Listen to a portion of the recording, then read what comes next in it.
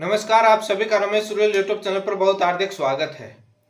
बिहार प्राथमिक शिक्षक भर्ती में बीएड शामिल को लेकर बीएड की तरफ से जो याचिका लगाई गई, उस मामले की सुनवाई सुप्रीम कोर्ट में आज लगभग 2 मिनट हुई।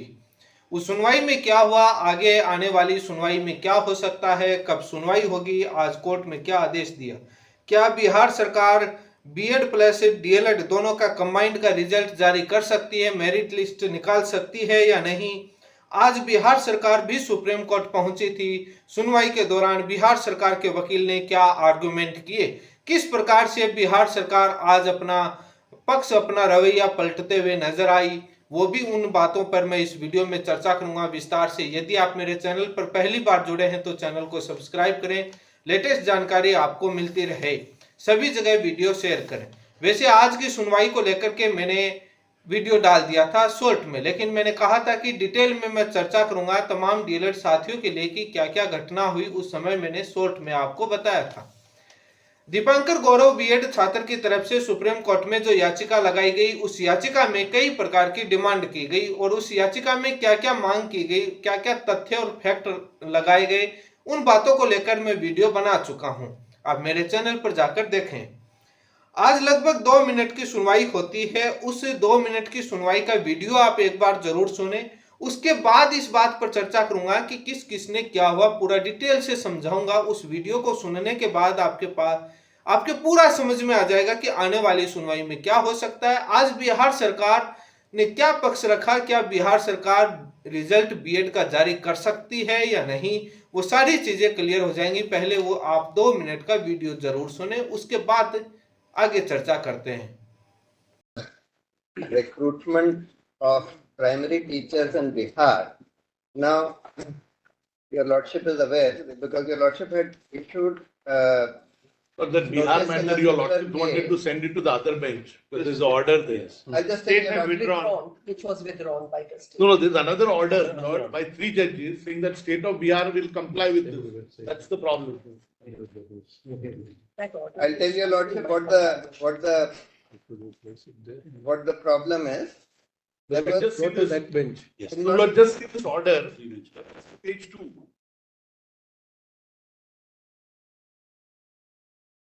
Page 2, whether petition stands allowed in terms of prayer so and so.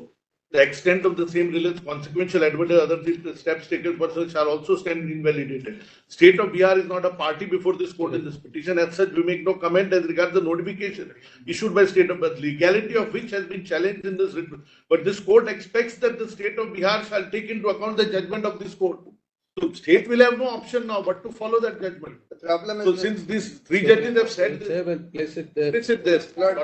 Your lordship had issued notice in a similar matter arising out of Chhattisgarh. If your lordship just sees page 487. Actually, that has created the confusion. No, that has not created the That confusion. is, See, Bihar was a what is part in the happening- main judgment and proceeding. there those State of those Bihar persons was a were party. not parties, they came here, we allowed them In to. Bihar, there was no challenge by anybody at any stage to the recruitment process which began this year on May 15. Anyway, this will go to the other bench. It's a very good. The lordship may list it immediately because Kindly see the page. Anybody else wants to put in a word also, you can.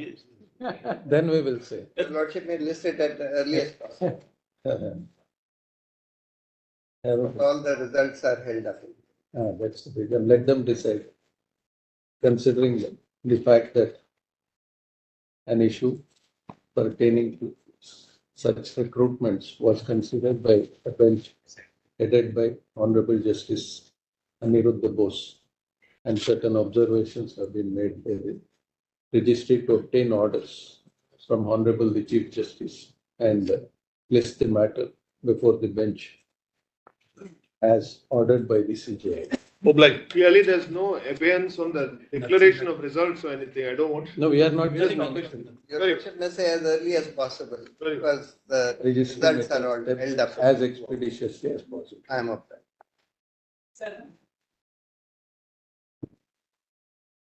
Wait, This will go to some other, as what? not.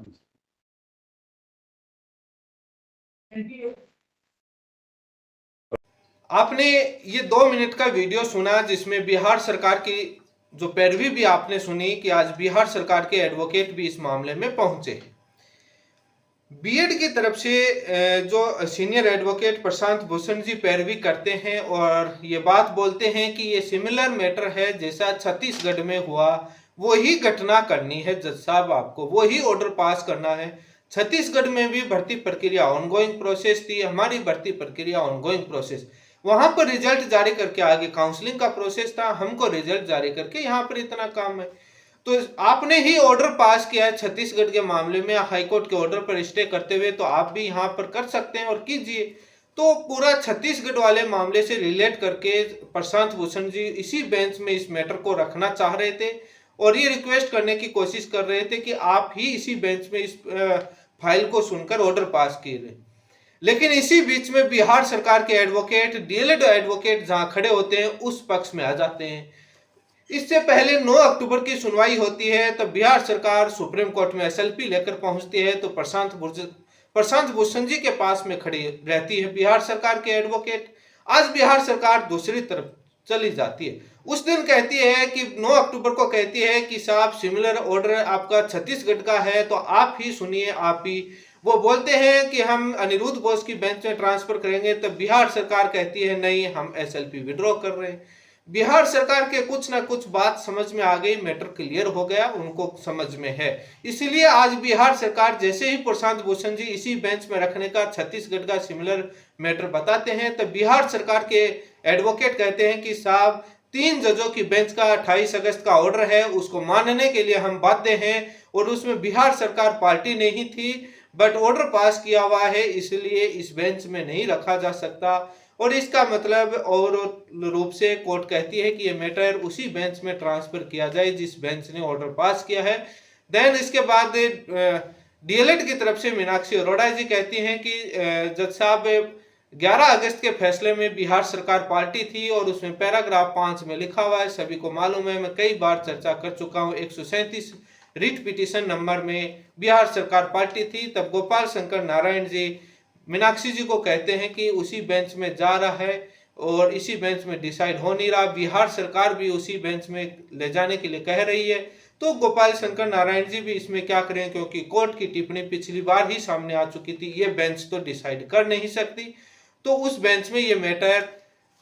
उसके बाद ये दोनों पक्षों को प्रशांत भूषण जी बार बार दलील देते रहे छत्तीसगढ़ के मैटर को रिलेट करते हुए, लेकिन बिहार सरकार 3 जजों की बेंच का 28 अगस्त का ऑर्डर पढ़ाते हुए साफ ये फैक्ट सामने आया कि ये बेंच ऑर्डर पास नहीं कर सकती।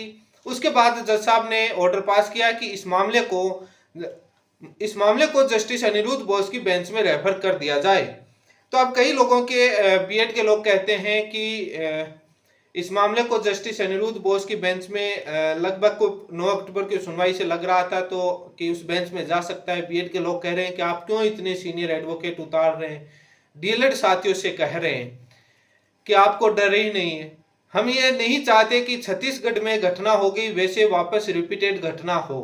कई बार फैक्ट मिसलीड करके और कोर्ट से ऑर्डर ले लेते हैं। उनसे पूछना चाहूंगा, दीपांकर गौरव की याचिका में 661 रीट पिटीशन 28 अगस्त के ऑर्डर मेंशन क्यों नहीं किया?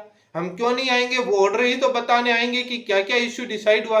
हम क्यों नहीं बताएंगे कि 137 में भी बिहार सरकार रीट पिटीशन थी, बिहार सरकार पार्टी थी, तो वो काम हमारा है, हम बताएंगे, क्योंकि मिसलीड करके दोबारा घटना घटित नहीं होने देंगे। और उस पर छत्तीसगढ़ वाले मामले में कोई जीत नहीं हुई, बीएड की हाईकोर्ट तय करेगा, वो पता लग जाएगा, वेट एंड वॉच।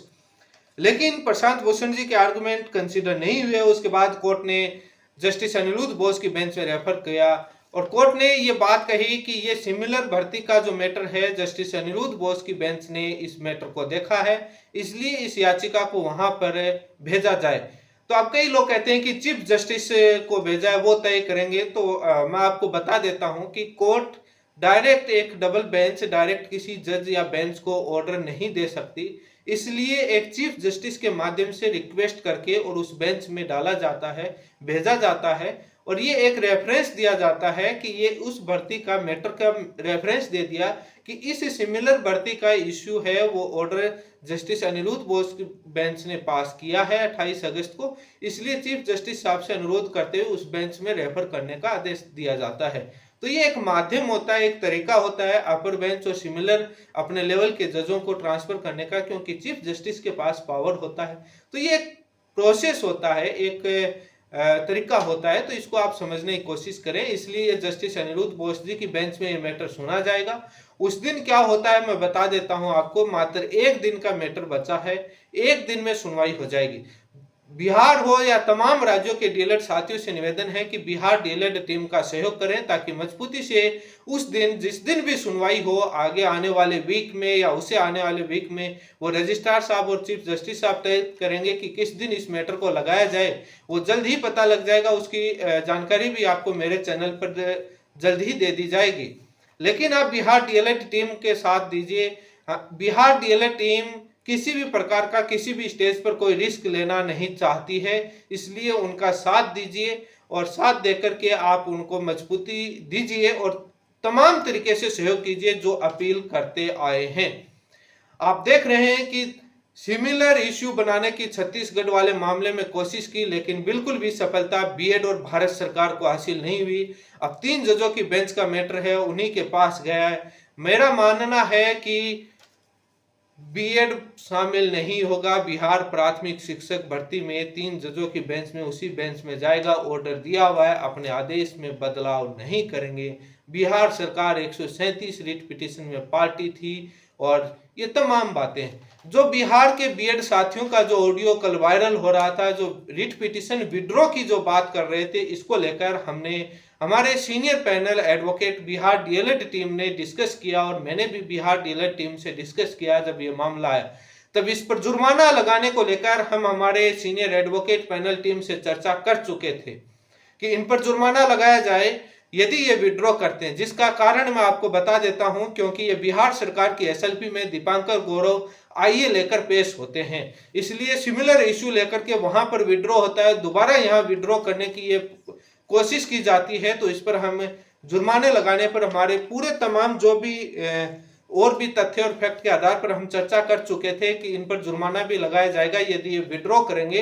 और जस्टिस अनिरुद्ध बोस की बेंच में जाता है तो वहां तो जाना है, क्योंकि कोर्ट आदेश दे नहीं सकती, तो वहां तो जाना है। लेकिन ये परेशान डीएलएड साथियों को जरूर हो रहे हैं और आपकी मजबूरी समझ रहे हैं और परेशान किया जा रहा है, लेकिन एक सुनवाई का मामला है, उस सुनवाई में आपका मामला निपट जाएगा और जो तमाम तरीके के जो इश्यू क्रिएट करने की कोशिश की जा रही है, जो सरकारें करती हैं, वो भी सारे खत्म हो जाएंगे।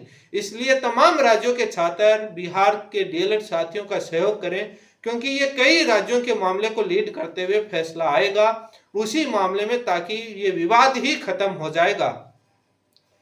अब जो कुछ लोग के सवाल हैं कि बिहार सरकार कंबाइंड रिजल्ट जारी करके मेरिट लिस्ट निकाल देगी, ये हो जाएगा। आज बिहार सरकार के आर्गुमेंट आपने सुना कि 3 जजों की बेंच का ऑर्डर है, पार्टी नहीं थे, लेकिन हम कुछ भी नहीं कर सकते इसमें।